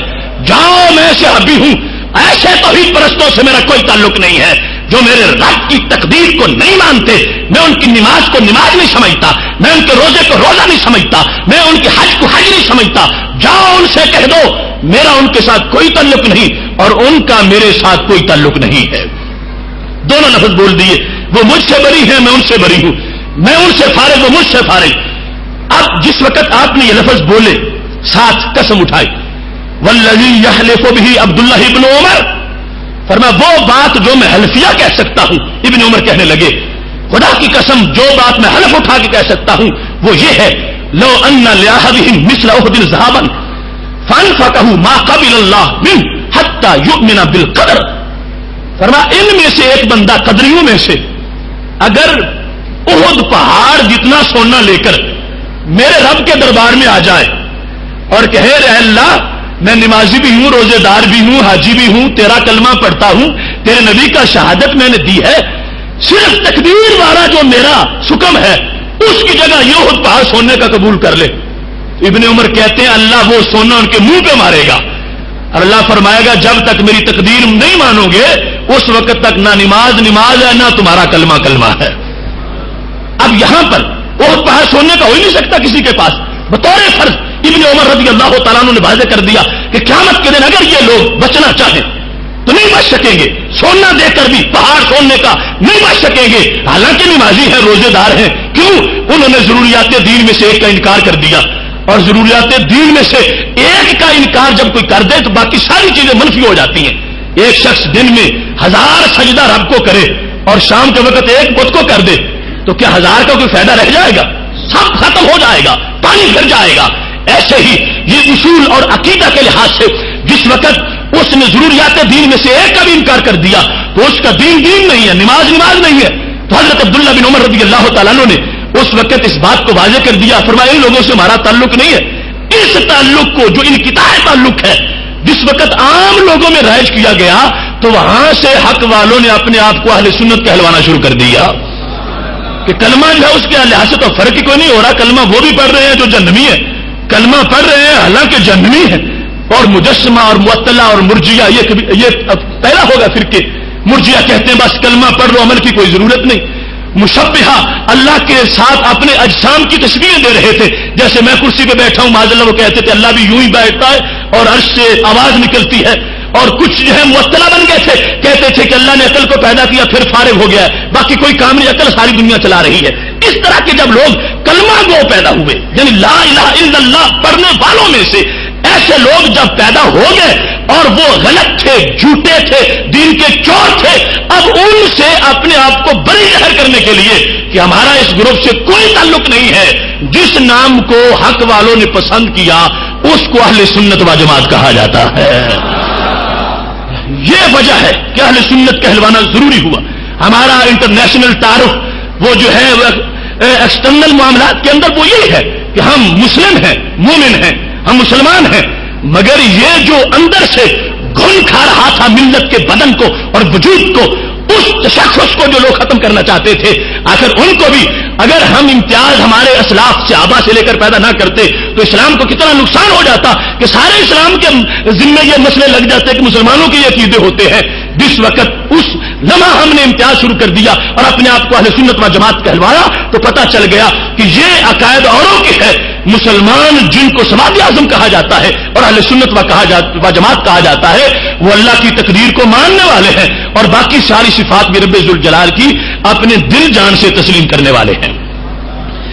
اس ایک حوالہ سے یقیناً آپ کو اندازہ ہو گیا ہوگا کہ کلمہ تعارف کے لیے کافی نہ رہا۔ کلمے کے اندر جب ایسے لوگ بہروپی آ گئے تو پھر ایک مزید تعارف بنایا گیا اور وہ پہلے موجود تھا رسول اللہ صلی اللہ علیہ وسلم کی حدیث شریف کے اندر، پھر اس کو آگے رائج کر دیا گیا اور پھر اس کو اتنا رائج کیا گیا۔ حضرت امام اعظم ابو حنیفہ رحمۃ اللہ علیہ کا قول ہے اور یہ آپ کی تصانیف شرح فقہ اکبر اور دیگر کتب کے اندر موجود ہے۔ فرمانے لگے اذا مال القلب الى الجور احب اہلا واذا مال القلب الى الحق عرف اہلا وکان لهم ولیا۔ اگر کوئی بندہ ظلم سے محبت کرتا ہے تو ظالم سے بھی کرتا ہے، اور اگر کوئی بندہ حق سے محبت کرتا ہے تو برحق سے بھی محبت کرتا ہے. یہ لفظ امام صاحب کے کہ اگر کوئی ظلم سے محبت کرتا ہے تو پھر ظالم سے بھی محبت کرتا ہے اور ان کا سنگی بن جاتا ہے، اور اگر کوئی بندہ حق سے محبت کرتا ہے تو حق والوں سے بھی کرتا ہے اور ان کا ساتھی بن جاتا ہے. اس جملے کو شارحین نے کہا کہ امام صاحب اپنے الفاظ میں لازم کر رہے ہیں کہ جب ظلم شروع ہو گیا، کہیں تعطیل ہے، کہیں تشبیہ ہے، کہیں تجسید ہے اور تجسیم کے قول کیے جا رہے ہیں. اگر ایمان والوں تمہارا پیار اہل سنت سے ہے تو پھر اہل سنت کے ساتھ ہو جاؤ، اہل سنت کا لفظ اپنے اوپر استعمال کرو، اہل سنت کہلواؤ. جب تم حق والوں سے پیار کرتے ہو تو پھر اپنے آپ کو حق والوں کے پلڑے میں شمار بھی کیا کرو. اس واسطے امام بیاضی رحمہ اللہ تعالی، ان کی کتاب ہے اشارات المرام من عبارات الامام، امام اعظم ابو حنیفہ کے کلام کی شرح کے اندر انہوں نے یہ کہا، جس وقت امام اعظم ابو حنیفہ کی کتاب جس کو رسالہ ابی حنیفہ کہا جاتا ہے، اس میں امام صاحب نے یہ کہہ دیا اعلم ان افضل ما علمتم وما تعلمون الناس السنہ، کہ جان لو سب سے اچھی چیز جو تم خود پڑھتے ہو یا لوگوں کو پڑھاتے ہو وہ سنت ہے. اس کی وضاحت کرتے ہوئے امام بیاضی نے کہا کہ فیہ اشارہ، اس میں اشارہ ہے الی وجہ تسمیت باہل سنہ، کہ نام اپنا اہل سنت رکھ لو. امام اعظم ابو حنیفہ رحمۃ اللہ علیہ یعنی تابعین کے زمانے سے اس نام کی پھر وضاحت شروع ہو گئی اور اس کو آگے پھر استعمال کیا جاتا رہا. جہاں تک آیت کریمہ ہے ہوا سماکم المسلمین، سورہ حج کی آیت نمبر 78 ہے، اس میں خالق کائنات جل جلالہ نے فرمایا ہے کہ اللہ نے تمہارا نام مسلمان رکھا ہے اور ہم اس نام کو ریجیکٹ نہیں کرتے، ہماری عظمت ہے، ہماری شان ہے اور ہمارا وقار ہے مسلمان. لیکن تعارف وقت وقت کے لحاظ سے ہوتا ہے اور تعارف جہت جہت کے لحاظ سے ہوتا ہے. کبھی ایک بہت بڑا تعارف بھی کام نہیں دیتا، اس وقت دوسرے تعارف کی ضرورت ہوتی ہے. اس کی واضح مثال وہ ترمذی کی حدیث شریف ہے کہ میرے محبوب علیہ السلام مجمع عام میں کھڑے ہو گئے اور تقریر شروع کی. حمد و ثنا کے بعد پوچھا من آنا، صحابہ بتاؤ میں کون ہوں؟ تو جواب آیا انت رسول اللہ صلی اللہ علیہ وسلم، آپ اللہ کے رسول ہیں. اب یہ تعارف واضح تھا نا، سرکار کو اللہ کا رسول کہنا یہ ہمیشہ کہا جاتا تھا اور کہا جاتا ہے، لیکن اس دن کچھ پس منظر اور تھا، اس جلسے کا موضوع کے سبب کچھ اور تھا، پیچھے تحریک کوئی اور تھی. جب صحابہ نے یہ کہا انت رسول اللہ صلی اللہ علیہ وسلم تو سرکار نے اس جواب پہ اکتفا نہیں کیا بلکہ اپنا جواب دیا. کیا فرمایا؟ آنا محمد ابن عبداللہ ابن عبد المطلب، میں محمد ہوں، ابا جی عبداللہ ہیں، دادا جان عبد المطلب ہے. اب سرکار کو اللہ قرآن میں کہے محمد الرسول اللہ صلی اللہ علیہ وسلم تو یہ تعارف پر کافی چاہتا تھا، اکتفا کر جاتے کہ صحابہ تم نے مجھے وہ کہا جو مجھے رب کہتا ہے. لیکن فرمایا نہیں، آج مجھے ایک اور تعارف کی ضرورت ہے کہ پیچھے منافقین نے میرے گھرانے پہ تنقید کی ہے اور میں بتانا چاہتا ہوں کہ میں محمد رسول اللہ ہوں تو پھر بھی عظیم ہوں اور محمد بن عبداللہ ہوں تو پھر بھی عظیم ہوں. اب اتنا بڑا جو انٹرنیشنل تعارف تھا ہمارے محبوب علیہ السلام کا رسول اللہ، اس کے ہوتے ہوئے بھی نئے تعارف کی ضرورت پڑی اور اس کو جائز سمجھا گیا اور نبی علیہ السلام نے زبان سے خود بیان کیا. اس واسطے ہمیں بھی قرآنی تعارف سے انکار نہیں ہے، ہم مسلمان ہیں، مومن ہیں، مگر جب چوروں کی شناخت کروانی ہو تو ہمیں اپنے آپ کو سنی بھی کہلوانا پڑے گا. وقت کی ضرورت ہے، احساس ہے، طبقات ہے، یہ ہمارے دلائل ہے، یہ قرآن و سنت ہے. یہ جامع ترمذی کی حدیث شریف ہے جس میں سید عالم نور مجسم شفیع معظم صلی اللہ علیہ وسلم نے واضح طور پر ارشاد فرما دیا. 3608 نمبر ہے حدیث شریف کا، ترمذی کے اندر یہ موجود ہے. یہ بیان کرنا مقصود تھا کہ لوگ مجھے رسول کہہ کے صرف عظیم نہ سمجھے، میرے ابا جی جیسا کسی کا باپ نہیں ہے اور میرے دادا جیسا کسی کا دادا نہیں ہے. پھر پوری تکلیف اپنی بیان کر دی اور پھر آنا خیرہم بیتا و خیرہم نفسا. لوگوں اس دنیا پر اللہ تبارک نے میری ذات تو ذات نہیں، میرے گھر جیسا کسی کا گھر بھی پیدا نہیں فرمایا. اب یہ الفاظ جب رسول اللہ صلی اللہ علیہ وسلم کہا گیا تو تعارف کافی تھا اور بڑا تعارف تھا، لیکن پھر بھی دوسرا تعارف ضرورت ان کی تھی تو کروایا گیا. ایسے ہی ہم مسلمان ہیں، مومن ہیں، لیکن جس وقت ایسی گڑبڑ ہو رہی ہو تو اس وقت یہ فرض ہو گیا ہے کہ ہم اپنی شناخت اس لحاظ سے بھی کروائیں جس لحاظ سے شروع سے شناخت کی جا رہی ہے. اب یہاں پر یہ بات بڑی قابل غور ہے. میں صوفیاء کا ایک اور علماء کا اور امت کے جو ہمارے ہیرے ہیں اور ہیرو ہیں ان کے لحاظ سے بھی بیان کرنا چاہتا ہوں کہ جن کے دسترخوان پوری کائنات کے لیے تھے، اس بات میں وہ بھی امتیاز ضرور کرتے تھے کہ ہم سنی ہیں اور ہم سنی ہیں اور ہم ہی سنی ہیں اور ہم سنی ہیں. وہ انداز تھا ان کی کتابوں کے اندر آج تک موجود ہے. اب دیکھو حضرت غوث پاک رحمۃ اللہ علیہ، ان سے بڑا پیر کون ہوگا، ان سے بڑا صوفی کون ہوگا، ان سے بڑا ولی کون ہوگا؟ انہوں نے خود کا عمل فرقۃ الناجیہ وہی اہل السنت والجماعہ کہ نجات والوں کا نام اہل سنت و جماعت ہے. تو یہ غوث پاک نے نام ضروری سمجھا. اگر یہ جائز نہ ہوتا تو غوث کیوں لیتے، اور اگر اس کا استعمال کبھی ہوتا قرآن و سنت کے خلاف ہوتا تو غوث کیوں ایسا کرتے؟ انہوں نے کہا کہ یہ اہل سنت و جماعت ہے.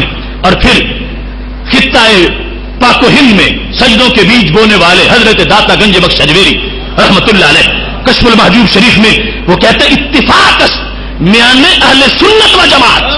جس وقت ایمان کا مسئلہ بیان کرتے ہیں کہ ایمان تصدیق قلبی کا نام ہوتا ہے، زبان سے تو اقرار کیا جاتا ہے، اس کو بیان کرتے ہوئے کہنے لگے اتفاق میان اہل سنت و جماعت، کہ یہ سارے اہل سنت و جماعت کا اتفاقی عقیدہ ہے. تو حضرت داتا گنج بخش اجمیری رحمت اللہ علیہ کو جس ٹائٹل کی ضرورت ہو تو ہم اس سے بے نیاز کیسے ہو سکتے ہیں؟ حضرت داتا گنج بخش اجمیری اگر اپنے آپ کو اہل سنت کہلوائیں تو وہ کسی طرح تنگ ذہن نہیں تو ہم کیسے ہوں گے؟ وہ جس رستے پہ چل کے ولی بنے ہیں اور جنت میں پہنچے ہیں، ہم نے تو اسی رستے کو اہل سنت و جماعت سمجھا ہے، لہذا وہ چلے ہیں اور اپنے آپ کو اہل سنت کہلوایا ہے. لہذا یہ ہے شعور شروع سے لے کر اہل حق کا کہ یہ باقاعدہ بولا جاتا رہا. لہذا ان لوگوں کی سوچ غلط ہے جو یہ کہتے رہے کہ دین دریا ہے اور مسالک بہتی نہریں ہیں. لوگوں نے دریا کو چھوڑ کر نہروں کو بچانا شروع کر دیا. انہوں نے ہمارے فرقے کو نہر کہا، ہماری جماعت کو نہر کہا. میں کہتا ہوں ہم نہر نہیں، ہم بحر ہیں اور ہم وہ دریا ہے، سمندر ہے کہ جس کو اسلام بھی کہا جاتا ہے اور آج اسی کو اہل سنت بھی کہا جاتا ہے. ہمارے بزرگ اگر یہ معاملہ ہوگا کہ دین دریا ہے اور مسالک نہریں ہیں تو پھر مطلب یہ بنے گا کہ غوث پاک ساری عمر نہر پہ بیٹھے رہے، دریا کا پتہ ہی نہ چلا، اور داتا صاحب بھی نہر پہ بیٹھے رہے، دریا کا پتہ ہی نہ چلا. اہل سنت نہر کا نام نہیں ہے، اہل سنت تو بحر کا نام ہے، سمندر کا نام ہے. اس واسطے ولیوں نے بھی اپنا تعارف اس نام سے کروایا ہے. ایسے ہی تیسرے نمبر پر حضرت مجدد الفسانی رحمت اللہ علیہ کا قلم جو اٹھتا ہے تو کمال کرتا ہے. آپ نے مکتوبات شریف جلد نمبر 1 اور جز 2 صفحہ نمبر 72 پر یہ فرمایا ہے، شک نیست کہ فرقہ ملتزم اتباع اصحاب سرور صلی اللہ علیہ وسلم اہل سنت و جماعت. مجدد الفسانی جن کو منکرین جو آج ہم سے یہ نام چھیننا چاہتے ہیں اہل سنت والا یا کوئی دوسرا نام جو جعلی ہے وہ اپنا منوانا چاہتے ہیں، اور وہ لوگ اپنے فتاوی کے اندر مجدد صاحب کو سید الطائفہ لکھتے ہیں کہ سارے ولیوں کے سردار مجدد. وہ مجدد جو ولیوں کے سردار ہے تو ان کی بات بھی پھر ولیوں والی بات ہے، اسے بھی ماننا چاہیے. حضرت مجدد الفسانی رحمت اللہ علیہ کہنے لگے کہ حدیث شریف میں جو نبی علیہ السلام نے فرمایا ہے کہ حق والے وہ ہیں ما انا علیہ و صحابی، جن کا راستہ میرا اور میرے صحابہ کا ہے. مجدد صاحب کہتے ہیں اگر لوگوں کو پتہ نہ ہو تو میں بتاتا ہوں کہ جو راستہ صحابہ کا ہے اس کو اہل سنت کہا جاتا ہے. مکتوبات شریف کے اندر ان کے الفاظ ہیں، ملتزمی اتباع اصحاب سرور صلی اللہ علیہ وسلم کہ سرکار کے صحابہ کی اتباع جو پکی کرتے ہیں وہ کون ہیں؟ کہتے ہیں اہل سنت و جماعت. فارسی ہے کہ وہ اہل سنت و جماعت ہے. اور اس کے ساتھ فہم الفرقۃ الناجیہ، یہی فرقہ ناجیہ ہے، یہی نجات والے ہیں. اور پھر صرف انہوں نے مجدد صاحب نے اپنا نجات ہونا بیان ہی نہیں کیا، ساتھ جھوٹوں کو جھوٹا بھی اس انداز میں کہا ہے. کہنے لگے والحق کو محققہ العلماء من اہل سنت والجماعہ وما سوا ذلك اما زندقہ والحاد. یہ بھی مکتوبات شریف کی جلد نمبر 1 اور صفحہ 81 پر موجود ہے. فرماتے حق وہ ہے جو اہل سنت کے علماء نے بیان کیا ہے، اور جو اس کے سوا ہے وہ زندقہ ہے، وہ الحاد ہے، وہ بے دینی ہے. لہذا حضرت مجدد الفسانی وہ اس بر صغیر کے صوفی جنہوں نے اپنے دور میں سب سے بڑی روشن خیالی جو نام نہاد روشن خیالی تھی اکبر کے دین الہی کی، اس کا جنازہ نکالا اور 2 قومی نظریے کا فصل کاشت کیا جس کا پھل پاکستان کی شکل میں برآمد ہوا. وہ مجدد الفسانی جو ہے ان کی تعلیمات میں یہ موجود ہے. فرماتے ہیں حق اہل سنت کے پاس ہے اور اس کے سوا جو وہ زندقہ ہے، الحاد ہے، بے دینی ہے، اس کو کبھی بھی حق کے ساتھ تعبیر نہیں کیا جا سکتا۔ ایسے ہی حضرت مجدد الفسانی رحمۃ اللہ علیہ نے یہ بیان فرمایا ہے، کہنے لگے بیان اعتقاد صحیح کے ماخوذ از کتاب و سنت بر وفق آرائے صاحبہ اہل سنت و جماعت، کہ قرآن و سنت سے اگر سچا عقیدہ سمجھنا ہے تو اس کو اہل سنت کہا جائے گا۔ یہ حضرت مجدد صاحب کے اقوال ہیں اور جن کی شخصیت کو بالاتفاق مانا جاتا ہے، اور یہ ویسے ہمارے حق ہونے کی دلیل بھی ہے کہ جن لوگوں کا آج ہمارے ساتھ جھگڑا ہے، میں ببانگ دول کہتا ہوں، اگر ان کے پلے کچھ ہے تو جب تاریخ کے ماتھے پر حضرت مجدد صاحب ہمارے تھے، ان کے لیول کا وہ بھی اپنا کوئی دکھائیں، اور جب اس صفحہ ہستی پر داتا صاحب ہمارے تھے تو ان کے لیول میں مقابلے میں وہ بھی اپنا کوئی دکھائیں، اور جب اس دھرتی کے اوپر حضرت مجدد الفسانی اور امام فضل شہربادی ادا کر رہے تھے کردار، ان کے پلے اگر کچھ ہے تو دکھائیں، اور اگر نہیں تو ماننا پڑے گا کہ تاریخ ساری ہمارے پھولوں سے سجی ہوئی ہے۔ اب یہاں پر یہ بات بھی بڑی قابل غور ہے، کیونکہ ابھی صوفیاء کے لحاظ سے تذکرہ ہو رہا ہے کہ اہل سنت کہلوانا لازم سمجھتے ہیں، اور ہم ان کو صوفی نہیں سمجھتے۔ جو اپنے آپ کو اہل سنت نہیں کہلواتے یا اہل سنت کے مسلک کا پرچار نہیں کرتے، وہ صوفی کیسے ہو سکتا ہے؟ حضرت خواجہ عبید اللہ احرار رحمت اللہ علیہ، جن کا نام وظیفے کے طور پر پڑھا جاتا ہے، وہ خواجہ عبید اللہ احرار، ان کا ذکر مکتوبات شریف میں کیا ہے، اور منتخبات کے اندر صفحہ نمبر 107 میں مکتوب نمبر 193 میں یہ بات موجود ہے کہ حضرت مجدد صاحب فرماتے ہیں، حضرت خواجہ عبید اللہ احرار کہا کرتے تھے، اگر تمام احوال و مواجید را بمادہن و حقیقت مارا باقاعد اہل سنت و جماعت متحلہ نہ سازن جز خرابی ہے نمی دانم، کہ اگر لوگ میری ساری کرامتیں بیان کریں اور بڑے بڑے میرے فضائل بیان کریں مگر مجھے سنی نہ کہیں، تو میں کہوں گا کہ انہوں نے میری خرابی بیان کیا، خوبی بیان نہیں کی۔ میری ساری کرامتیں تو بیان کریں مگر مجھے سنی نہ کہیں۔ حضرت عبید اللہ احرار کہتے ہیں، میں سمجھوں گا کہ لوگوں نے میرا تعارف نہیں کروایا، لوگوں نے میری توہین کی ہے۔ اور پھر فرمانے لگے، اگر جمی تمام خرابی ہارا برما جمع کڈن، کہ لوگ کہیں بیٹھیں اور ہر خامی میری بیان کریں، ہر لحاظ سے مجھ پر خرابیاں اکٹھی کر دے، ہر عیب مجھے لگائیں، لیکن وہ حقیقت مارا باقاعدہ اہل سنت و جماعت بنوازن، مجھے جو کچھ کہیں، چور کہیں، ڈاکو کہیں، لٹیرا کہیں، فاسق و فاجر کہیں، ان کی مرضی ہے جو کہیں، مگر ساتھ مجھے سنی کہیں۔ حقیقت مارا باقاعدہ اہل سنت و جماعت بنوازن، سب کچھ کہہ کے کہیں کہ عبید اللہ سنی پکا ہے، تو کہتے ہیں ہیچ باقی نہ دارم، میں سمجھوں گا کہ انہوں نے میری شان بیان کرنے کا حق ادا کر دیا ہے۔ اب یہ انداز ہے، اتنا ضروری سمجھا گیا ہے اہل سنت کہلوانے کو، اور یہ انداز ہے ان کی آپ عاجزی کا، وہ خوبیوں کے مرکز ہے، فضائل کا گلدستہ ہے، لیکن یہ سمجھانا چاہتے ہیں کہ اگر ہماری خوبی بیان کرنی تو ہمارے عقیدہ کے لحاظ سے بیان کرو۔ تو یہ اہل سنت کی تعبیر اور تشریح ہے کہ جس کو ولیوں نے بھی ہر دور میں اپنے لیے لازمی سمجھا ہے۔ اب اس میں حضرت شیخ عبدالحق محدث دہلوی رحمۃ اللہ علیہ، آپ کا یہ جملہ اشیاء العلومات جلد نمبر 1 صفحہ نمبر 141 پر موجود ہے، کہتے ہیں سواد اعظم دا دین اسلام مذہب اہل سنت و جماعت، کہ دین اسلام کا سواد اعظم یعنی جمہور اور بڑی پارٹی دین اسلام جس سے پہچانا جاتا ہے، ان کا نام اہل سنت و جماعت ہے۔ اختصار سے یہ میں نے اولیاء کے لحاظ سے بھی 5 حوالہ جات آپ کے سامنے پیش کیے۔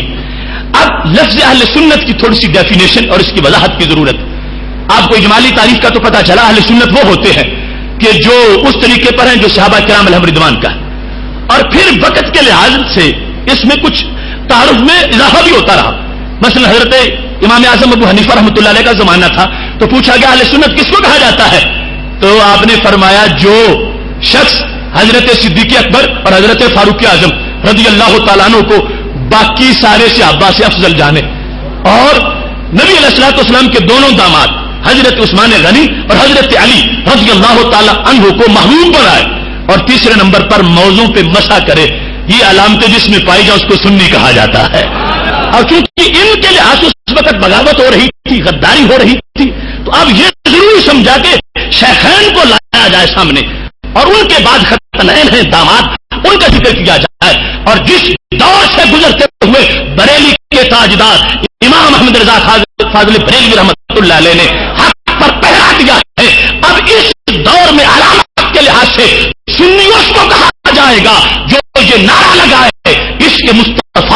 صلی اللہ علیہ وسلم تو جان ہے، دل کا چین ہے، چین کا سامان ہے. جس وقت رسول اللہ صلی اللہ علیہ وسلم کے محبت کے لحاظ سے اس درجے پہ پہنچا ہوا ہو کہ سرکار کی ذات کی طرف کسی معمولی عیب کو منسوب کرنا حرام سمجھتا ہو، اور اس کو اگر کوئی کرے تو اس کا رد کرتا ہو، اور دل کا اس کا جو جذبہ ہے ایسے معاملے میں بڑا ہوتا ہو، اس بندے کو عرف میں سنی کہا جاتا ہے.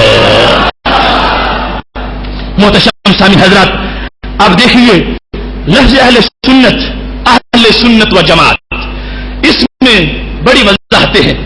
آج جمعہ کا دن بھی ہے، اس بات سے ہمارے پاس گنجائش ہے، موضوع بڑا طویل ہے اور کچھ ہی بیان ہو سکے گا. اب یہاں پر ویسے عمومی طور پر بندہ سوچے تو سنت سے فرض کا مرتبہ بڑا ہے.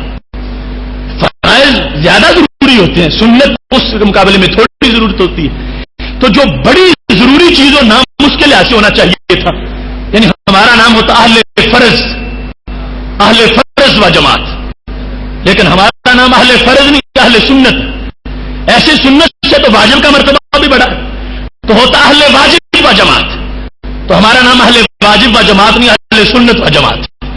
اور ایسے ہی سنت کے مقابلے میں تو قرآن کا مرتبہ بڑا ہے، تو ہوتا اہل قرآن و جماعت. ہمارا نام اہل قرآن و جماعت نہیں، اہل سنت و جماعت ہے. آخر اس کا سبب کیا ہے؟ تو محتشم سامعین حضرات، سبب یہ ہے کہ لفظ سنت ایسا لفظ ہے کہ اس کے سوا باقی کوئی لفظ ساری ضرورتیں اس مقام پہ پوری نہیں کرتا. کیوں؟ فرض جو ہے وہ فرائض کو تو شامل ہے، سنت کو شامل نہیں ہے. لیکن یہاں پر لفظ سنت جس معنی میں بولا جا رہا ہے وہ سنت کو بھی شامل ہے، واجب کو بھی شامل ہے، فرض کو بھی شامل ہے. سنت سے مراد یہ نہیں ہے کہ جو فرض کے مقابلے میں ہو کہ یہ فرض ہے یہ سنت ہے. حضرت شیخ عبدالحق محدث دہلوی رحمۃ اللہ علیہ نے علومات میں کہا سنت سے مراد یہاں پر ہے طریقۃ المسلوکہ فی الدین، الطریقۃ المسلوکہ فی الدین. مطلب کیا بنا؟ سنت سے مراد ہے شریعت، سنت سے مراد ہے دین. اب دین فرض بھی ہے، دین واجب بھی ہے، اور دین نفل بھی ہے. لیکن فرض میں صرف فرض آئے گا، سنت نہیں آئے گی. فرض میں فرض آئے گا، واجب نہیں آئے گا. اگر ہوتا اہل فرض و جماعت تو مانا یہ بنتا کہ وہ جماعت جو صرف فرائض کی تو نمبردار ہے اور باقی واجبات یا سنتوں کو نہیں مانتی، جو اس پہ عمل نہیں کرتی، پھر کام ادھورا رہ جاتا. ہم جس وقت کہتے ہیں اہل سنت و جماعت تو مطلب یہ بنتا ہے مستحب سے لے کر فرض سب کو مانتے بھی ہیں، عمل بھی کرنے والے ہیں. یہ لفظ سنت ہے جو خالق کائنات جل جلالہ نے قرآن مجید میں خود استعمال کیا.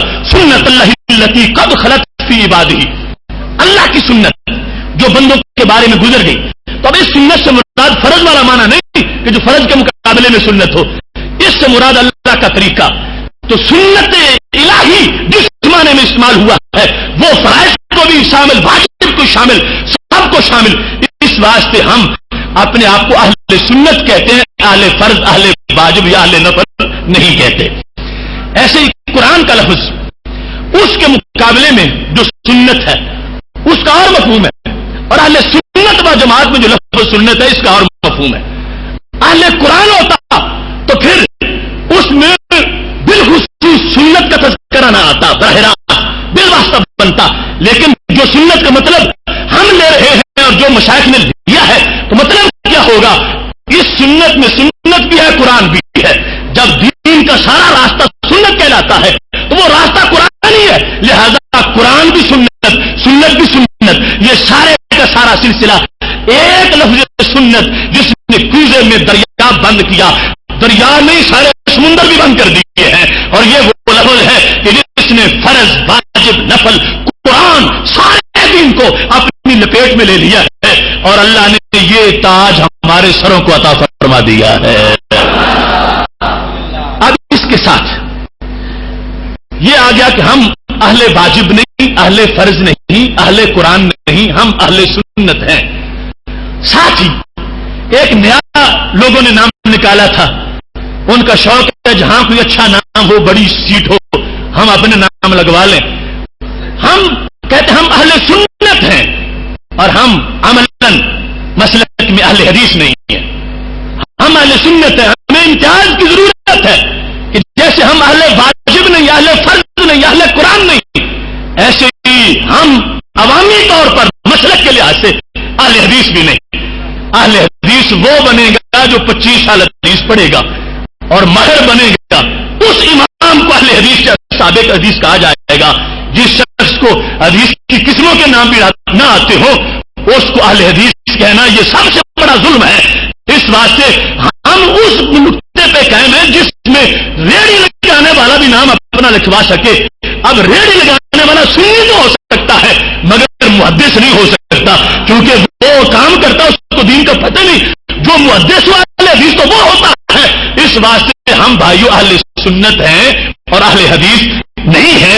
اس واسطے کہ اہل حدیث علمی منتبہ ہے. جس طرح مفسر کو اہل تفسیر کہا جاتا ہے اور جس طرح صرفی کو اہل صرف کہا جاتا ہے اور صوفی کو اہل تصوف کہا جاتا ہے، اسی طرح ہی جس نے حدیث میں عمر گزار دی ہو اس محدث کو اہل حدیث کہا جاتا ہے. کیونکہ حدیث اور سنت میں فرق ہے. حدیث اور چیز ہے، سنت اور چیز ہے. سنت طریقۃ المسلوکۃ فی الدین اور حدیث کیا ہے؟ ہمارے محبوب علیہ الصلوۃ والسلام کا قول، فعل اور تقریر. آپ کا فرمان، آپ کا اپنا کیا ہوا کام یا آپ کے سامنے کیا کہ آپ خاموش رہیں. حدیث جو ہے اس میں امت کے لیے ضروری نہیں کہ جو حدیث ہو وہ سنت بھی ہو. اب حدیث جو ہے اس میں آپ کو یہ ملے گا محبوب علیہ الصلوۃ والسلام کے کئی فرامین. اب ارینا والوں کا پیشاب پینا بخاری میں ذکر ہے، وہ حدیث تو ہے مگر سنت نہیں ہے. 4 سے زائد شادی کرنا نبی علیہ السلام کی وہ حدیث سے ثابت تو ہے مگر وہ امت کے لیے سنت نہیں ہے. اگر کوئی بندہ اپنے آپ کو عملاً اہل حدیث کہتا ہے تو ممکن ہی نہیں کہ وہ بن سکے، کیونکہ حدیث متروک بھی ہے، حدیث میں تخصیص بھی ہے، حدیث میں امتیازات بھی ہے. وہ ہر ایک کے پاس کی بات ہی نہیں ہو سکتی. اور اگر کہتے علم کے لحاظ سے تو ہر بندہ علم کے لحاظ سے بھی اہل حدیث نہیں ہو سکتا. ان کے بڑے بڑے جو ہیں وہ اس لائق نہیں ہے کہ ان کو محدث کہا جا سکے، اور ریڑھی لگانے والے کیسے ہو سکیں گے. اس واسطے یہ نام ہے جو عوامی مسلک اور عقیدے کی پہچان کرواتا ہے، جس کو اہل سنت کے ساتھ تعبیر کیا جاتا ہے. یہ سبب تھا کہ میرے محبوب علیہ السلام کی وہ حدیث ابو داؤد میں بھی ہے، ترمذی میں بھی ہے. کیا فرمایا؟ علیکم بسنتی و سنت الخلفاء الراشدین. تجھ پر میری سنت لازم ہے اور میرے خلفاء کی سنت لازم ہے. یہ نہیں فرمایا کہ تجھ پر میری حدیث لازم ہے. علیکم بسنتی، تجھ پر میری سنت لازم ہے. کیونکہ سنت تو وہ ہے کہ جس کی رجسٹریشن عمل کے لیے کی گئی ہے کہ یہ کام عمل کے لحاظ سے یہ رستہ ہے. اور حدیث تو محدث وہ بھی پڑھے گا جو متروک ہو گئی تھی، وہ بھی پڑھے گا جو منسوخ ہو گئی تھی. محدث تب بنے گا جب ساری آتی ہوں گی. لہذا حدیث علمی شروعات ہے، وہ خاص لوگوں کے لیے ہے، وہ محدث کے لیے ہے، اور عمل کرنے والے کے لیے سنت لازم ہے. اور اس وجہ سے جو سنت پہ عمل کرتا ہے اس کو اہل سنت کہا جاتا ہے. محتشم صاحب حضرات، اب یہاں یہ بات بڑی تفصیل کے ساتھ میں عرض کرنا چاہتا تھا لیکن ٹائم تھوڑا ہے.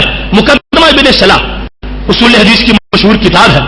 اب اس میں دیکھو جہاں پر قبول حدیث کا ذکر ہو رہا کہ کس کی حدیث قبول کریں گے کس کی نہیں کریں گے، وہاں وہ کہتے ہیں من ذکر ذلک من اہل الحدیث ابو بکر الخطیب، کہ جس نے یہ قانون بیان کیا ہے اہل حدیثوں میں سے، ان میں سے ایک خطیب بغدادی ہے. اب خطیب بغدادی کو ابن صلاح نے اہل حدیث کہا، حالانکہ وہ شافعی ہے، وہ مقلد ہے، امام کا مقلد ہے، شافعی ہے، لیکن اہل حدیث کہا. کیوں؟ انہوں نے 30 جلد میں ایک فن کی حدیث کی کتاب لکھی ہے. ان کا مقام ہے، ان کا مرتبہ ہے. اور یہی خطیب بغدادی اس کی کتابیں کچھ لوگ ایک سیڑھی میں اٹھائے پھرتے تھے اور ان پر اعتراض کر رہے تھے، حالانکہ ابن صلاح نے تم کو اہل حدیث کہا ہے. اگر اہل حدیث ہے تو پھر ان پر وہ خود بھی اعتراض کیوں کرتے ہیں؟ اہل حدیث اس لیے کہا کہ اگر گننا چاہو گے کہ کس نے حدیث پر سب سے زیادہ کتابیں لکھی ہیں تو تم خطیب بغدادی کا نام چمکتے ناموں میں نظر آئے گا. ایسا اہل حدیث ہوتا ہے، ایسا اصحاب حدیث ہوتا ہے. اور ایسے ہی اس کے سوا میں پورے وثوق سے کہہ رہا ہوں، جامع ترمذی میں درجنوں بار یہ لفظ آیا ہے، قال اہل الحدیث اور قال اصحاب الحدیث، درجنوں بار امام ترمذی نے یہ لفظ استعمال کیا ہے، اور ایک بار بھی امام ترمذی نے کسی جاہل کے لیے نہیں، امام کے لیے استعمال کیا۔ اب جامع ترمذی سے آسکتا میں سے انہوں نے لفظ اہل حدیث استعمال کیا اور اصحاب حدیث، اور کہاں جہاں ایک طرف ان کی رائے ہے اور دوسری طرف ایک اور امام کی رائے ہے، اور اماموں کی بات کرتے وقت ایک امام کو اہل حدیث سے تعبیر کر رہے ہیں، تو انہوں نے کہا قیامت تک کے لیے اہل حدیث جس کو بننا ہو تو وہ گھر 25 سال کے لیے چھٹی کر کے نکلے اور پڑھے، اور پھر جا کے عمل کے لحاظ سے پھر بھی اہل سنت ہوگا، لیکن اپنے منصب کے لحاظ سے اس کی سیٹ اہل حدیث کی بن جائے گی، اس کو حدیث میں بات کرنے کا اللہ نے شرف عطا فرما دیا ہے۔ کتنے سستے عہدے لوگوں نے حاصل کر لیے ہیں کہ جو منصب بڑی دور کے بعد جا کے ملتا تھا، انہوں نے گھر بیٹھے بیٹھے کو کپڑے کی دکان پہ بیٹھا، وہ محدث والا اپنے اوپر لیبل اس نے بھی لگا لیا کہ میں اہل حدیث ہوں، میں اہل حدیث ہوں۔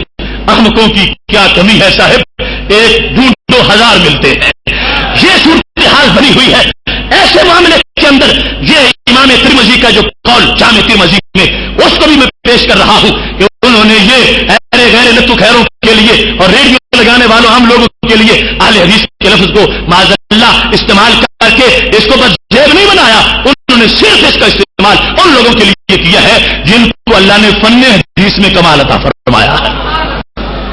اب یہاں پر ایک ان کے گھر کی بات بھی بڑی ضروری ہے۔ 1926 میں ایک کتاب چھپی تھی روپڑ سے۔ روپڑ ایک علاقہ ہے جہاں کے رہنے والے روپڑی ہوتے ہیں، تو وہاں سے یہ کتاب چھپی، اس کا نام ہے اہل حدیث کی تاریخ۔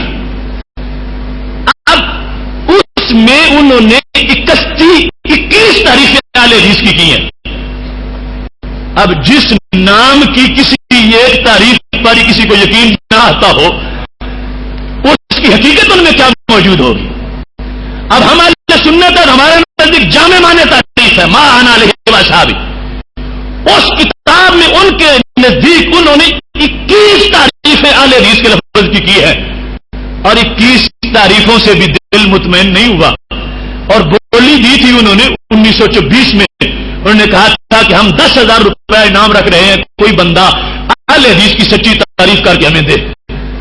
10,000 انعام اعلان کیا گیا تھا 1924 میں، اور 26 میں یہ کتاب چھپی اور 21 تاریخ اس میں کی گئی، مگر پھر بھی وہ اپنے گھر کا پورا تعارف نہ کروا سکے۔ حق والو تمہیں مبارک ہو، اللہ نے تمہارا اہل سنت ہونا تمہارے ماتھوں پہ لکھ رکھا ہے۔ اب کیا اس کتاب میں ہماری بات موجود ہے جو میں تمہارے سامنے پیش کر رہا ہوں؟ جو چوتھی تعریف انہوں نے کی، چوتھی تعریف کا لفظ سن لیجیے اور ہمارے موقف کی ان کے گھر سے صداقت دیکھیے۔ چوتھی تعریف یہ ہے، اہل حدیث اس کو کہتے ہیں جو قرآن شریف اور حدیث نبوی صلی اللہ علیہ وسلم کا بطور کلی ماہر ہو، قرآن مجید اور حدیث نبوی کا بطور کلی ماہر ہو، پھر اور زبان عربی کی اصطلاحات اور قواعد زبان سے پورا واقف ہو۔ قرآن مجید کا بھی ماہر بننے کے لیے 15-16 سال لگانے پڑتے ہیں، اور حدیث شریف میں مہارت حاصل کرنے کے لیے بھی اتنے سال لگانے پڑتے ہیں، پھر عربی گرامر بھی آتی ہو اور پھر اصطلاحات بھی آتی ہو، پھر جا کے تاکہ منشأ حدیث کے مطابق عمل کرے یا ایسے کامل شخص کا متبع اور مقلد بن جائے کہ تب جا کے وہ حدیث کے مطابق جو نہ رہے کہ ہم حدیث کے مطابق عمل کرنا چاہتے ہیں۔ اس تعریف والے نے کہا کہ پہلے ماہر قرآن کے بنے، حدیث کے بنے، گرامر کے بنے، پھر جا کے اگر سمجھ لیں تو پھر کہہ سکتے ہیں کہ ہم اپنی منشا کے مطابق حدیث پر عمل کر رہے ہیں، یا پھر بھی بالآخر کسی ماننے والے کو جو ماہر ہے حدیث کا، آخر اس کا دامن پکڑ کے مقلد بننا پڑے گا، یا ایسے کامل شخص کا متبع یا مقلد ہو۔ اس کے خلاف انہوں نے کہا اس کے سوا کسی کو اہل حدیث نہیں کہہ سکتے۔ اب یہ کتنی زیادتی ہے۔ 1926 میں جو تعریف تھی اس میں تو یہ ضروری تھا کہ قرآن صرف آتا ہی نہ ہو، ماہر ہو، یعنی ترجمہ نہ آتا ہو، ناسخ منسوخ جانتا ہو، شان نزول جانتا ہو اور اسرار و رموز جانتا ہو، استنباط اجتہاد کر سکتا ہو اور حدیث کی وہ ذخیرہ ہزاروں کی تعداد میں اس میں مہارت ہو، گرامر کا ماہر ہو، یہ ساری چیزیں ہوں، تو پھر وہ کہہ سکتے تھے بندہ اپنا نام اہل حدیث رکھوا سکتا ہے، ورنہ وہ جھوٹا ہوگا، وہ اہل حدیث کہلوانے کا مستحق نہیں ہوگا۔ اس کتاب کے صفحہ نمبر 19 اور صفحہ نمبر 3 کے اوپر اور دیگر صفحہ نمبر 7 کے اوپر بالخصوص جو میں نے بات پڑھی ہے وہ لکھی ہوئی ہے کہ جس میں وہ حافظ عبداللہ امرتسری جو اس کا مصنف تھا اس نے اس بات کو واضح کیا، اور وہ موقف جو میں پیش کر رہا ہوں اس کی اس نے پوری وضاحت کر دی کہ عمل کے لحاظ سے بندہ اہل حدیث ہو ہی نہیں سکتا، علمی منصب ہے، اور علمی منصب جو ہے اس کے بعد یا تو بندہ مجتہد بن جائے گا، اگر مجتہد بنے تو اس کا اللہ کے فضل سے مقام ہے کہ وہ کرے سمجھ لے، اگر مجتہد بننا بڑی دور کی بات ہے، یا پھر مجتہد نہ بن سکا تو پھر بھی گزارا تقلید کے بغیر نہیں ہوگا۔ مگر اہل حدیث کہلوانے کے لیے انہوں نے جو 4 شرطیں بیان کی ہیں وہ آج ان میں سے کسی میں بھی نہیں پائی جاتی، اور نام وہ رکھوا رہے ہیں جو نام ان شرطوں کے مطابق ان کے اسلاف نے جائز قرار دیا تھا۔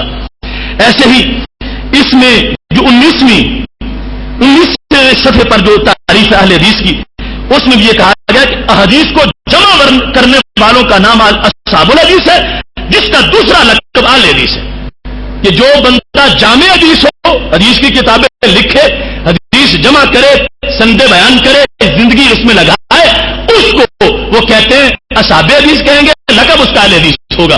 باقی عام بندے کے لیے یہ اجازت نہیں ہے۔ تو یہ ایک سستا سودا سمجھ کے لوگوں نے اس کو اپنے مذہب کے نام کے طور پر یہ ڈکلیئر کرنا شروع کر دیا، اس کا کوئی بھی تاریخی پس منظر نہیں ہے۔ اہل سنت نام ہے جو شروع سے عملاً مسلک کا رہا ہے۔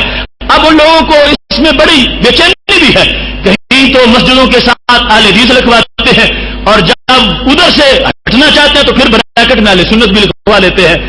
اہل سنت یہ عمل کے لحاظ سے ایک شعرہ ہے، اور اس کا اندازہ جو ہے وہ اس انداز میں ہمارے سامنے موجود ہے کہ خود شاہ ولی اللہ محدث دہلوی ان کا تذکرہ کرتے ہوئے فتاوی ثنائیہ کے اندر ثناء اللہ امرتسری نے لکھا، اس نے ہماری اپنی حقیقت واضح کر دی کہ ہم کہاں سے چلے ہیں۔ یہ اگرچہ اپنے ڈانڈے ملاتے رہے صحابہ کے ساتھ اور تابعین کے ساتھ، اور صحابہ حدیث کا جہاں لفظ نظر آئے وہیں ڈیرے لگانے بھی شاید ہمارا ذکر ہو رہا، یہ ان کی مرضی ہے، مگر ان کے مفتی نے فتاوی ثنائیہ جلد نمبر 1 صفحہ نمبر 414 پر یہ واضح کر دیا کہ ہماری ابتدا کہاں سے ہے، اور ہمیں اہل حدیث جو ہے وہ بعد میں کہلوایا گیا، ہم حقیقت کے لحاظ سے ایسے نہیں تھے۔ انہوں نے کہا ہے کہ شاہ ولی اللہ کا سلسلہ 2 شاخوں میں تقسیم ہوا، یہ فتاوی ثنائیہ میں لکھا ہوا ہے۔ ایک شاخ سید نذیر حسین دہلوی کے شاگردوں کی تھی، سید نذیر حسین دہلوی کے شاگردوں کی شاخ اہل حدیث کہلوائی، تو پتہ چلے سے پہلے وجود نہیں تھا۔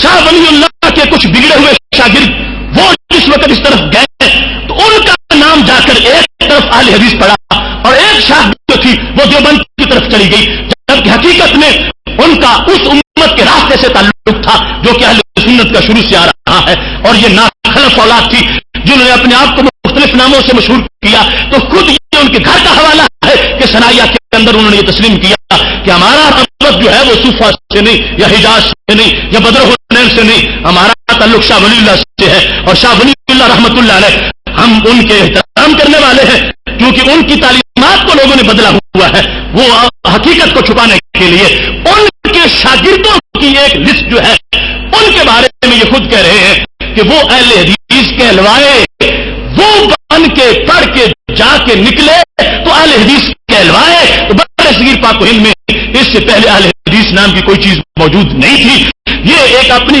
ٹریڈ مارک انہوں نے بنا لیا اپنی کمپنی کا، اور رب ذوالجلال کا فضل ہے ہمیں یہ نام ہم اہل سنت والجماعہ سرکار کی مقدس زبان سے ملا ہے۔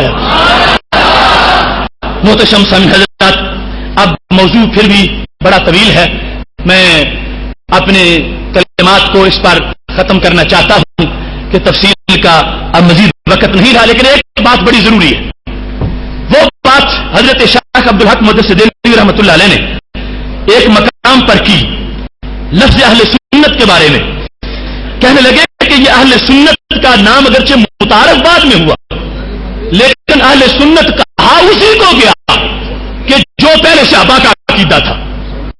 یہ شیخ عبد الحق محدث دہلوی رحمۃ اللہ علیہ کا باقاعدہ قول، میرے سامنے یہ بات اس کی لکھی ہوئی ہے کہ وہ کہتے ہیں اہل سنت اگرچہ مشہور لفظ موجود تو پہلے بھی تھا، مشہور اگرچہ بعد میں ہوا، اور جس کو اہل سنت کہا گیا وہ پرانے لوگ تھے، عقیدہ پرانا تھا اور صحابہ سے چل کے آ رہا تھا.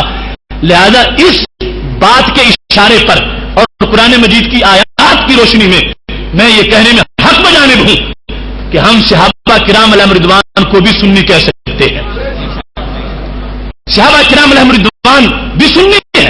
نام ایک بعد میں مشہور ہوا مگر حقیقت پہلے بھی موجود تھی، اور جو حقیقت پہلے موجود ہو نام بعد میں کہیں جا کے اسی حقیقت کا کوئی اور پڑ جائے تو پہلی حقیقت کو بھی اسی نام سے تعبیر کیا جا سکتا ہے. اس پر میرے پاس آیت ہے قرآن مجید کی، خالق کائنات جل جلالہ کا سورہ یونس میں فرمان ہے، آیت نمبر 3 ہے. اللہ تعالیٰ فرماتا ہے ان ربکم اللہ الذی خلق السماوات والارض فی 6 ایام. تمہارا رب وہ ہے جس نے آسمان اور زمین کو 6 دنوں میں پیدا کیا.